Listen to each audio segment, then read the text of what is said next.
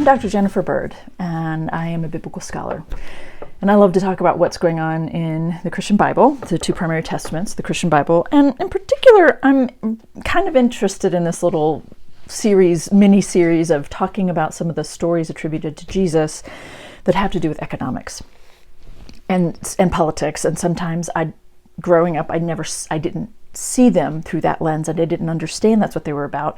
So I often very much misunderstood some of these stories, and find an economic and political lens helps me to actually find them much more interesting. So I wanted to try to do that with you all in this series. So I've already talked about Zacchaeus in chapter 19 of Luke. And before that, I had talked about the story right after the Zacchaeus story with the cruel, what is he called? Nobleman, the cruel nobleman. Here's the thing. Many people of faith, many Christians are taught to hear any parable that Jesus tells as being some sort of version of the man in the parable is God and the people in it are Jesus or the prophets or something like that. And I think that many of these stories, in particular as Jesus gets closer to Jerusalem, which is where kind of the seat of power and the seat of a form of exploitation is happening. The Jews' own religious leaders are taking advantage of them, are exploiting them. This does not mean that all Jews are evil or bad. That is not what I'm saying. This is about the masses are being exploited by their leaders, and it just happens to be taking place within the realm of the Jewish people of the first century, okay? And so Jesus, who's from Nazareth in Galilee, is headed down to Jerusalem to basically take it to the man. And so the closer he gets to Jerusalem, the more critical his stories become of men in Jerusalem who are exploiting people. Okay?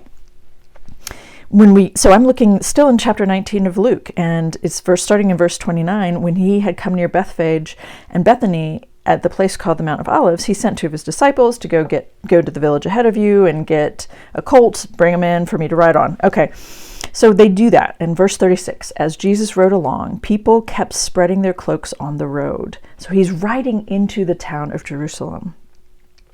As he was now approaching the path down from the Mount of Olives, the whole multitude of the disciples began to praise God joyfully with a loud voice for all the deeds of power that they had seen. What are the deeds of power they have seen?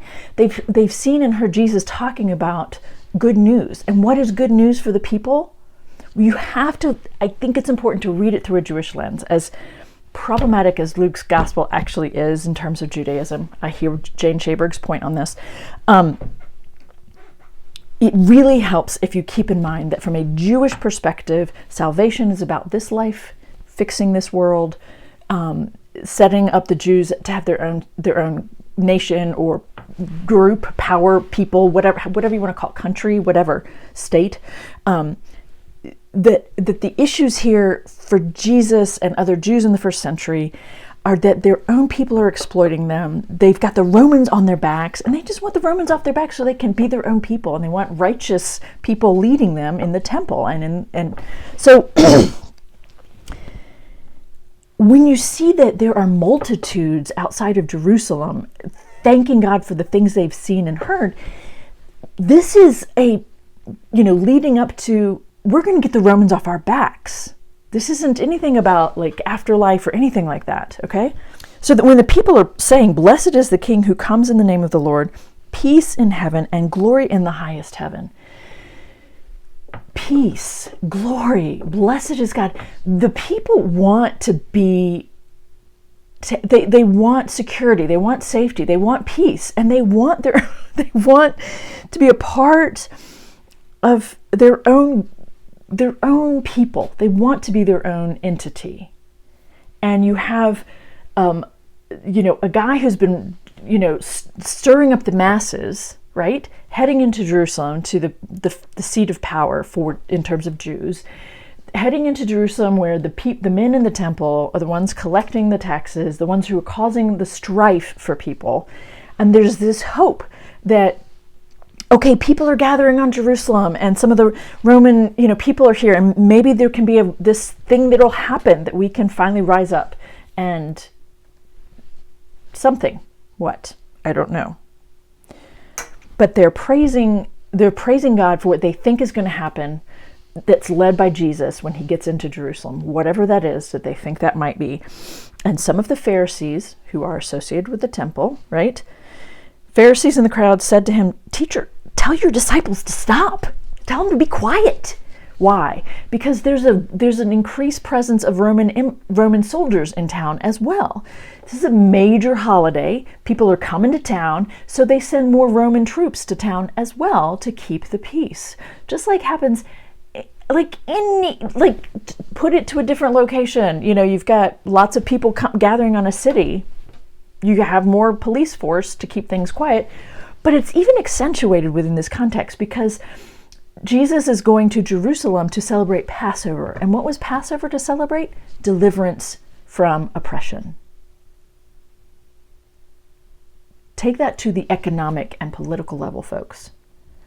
No wonder every year at the Passover, when lots of Jews, go to Jerusalem, the Romans send more people to keep the peace, keep things under control, make sure none of these rabble-rousers stir up some, sedition and try to overthrow the Romans. It makes perfect sense. Okay? So when the Pharisees say, tell your disciples to stop drawing attention to yourself, be quiet, whatever it is, Jesus' response is, I tell you, if these people are silent, the stones would cry out. This is a commentary on how desperate, how dire things are for the people. The land is being, stripped. However you want to think about it, that the injustice is so great that even the stones, even the land itself is experiencing it. And I'm going to just pause there and do my next one next time. So see you then.